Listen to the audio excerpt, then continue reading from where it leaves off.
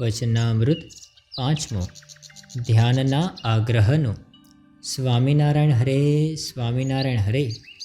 સંવત 1876ના માગશર સુધી અષ્ટમીને દિવસ શ્રીજી મહારાજ શ્રી ગઢડા મધ્યે દાદા ખાચરના દરબારમાં વિરાજમાન હતા અને સર્વ શ્વેત વસ્ત્ર ધારણ કર્યા હતા અને પોતાના મુખારવિંદની આગળ પરમહંસ તથા દેશ દેશના હરિભક્તની સભા ભરાઈને બેઠી હતી.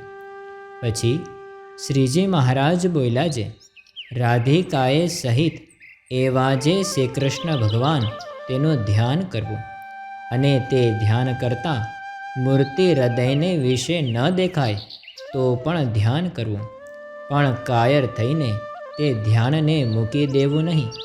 એવી રીતના જે આગ્રહવાળા છે તેની ઉપર ભગવાનની મોટી કૃપા થાય છે અને એની ભક્તિએ કરીને ભગવાન એને વશ થઈ જાય છે.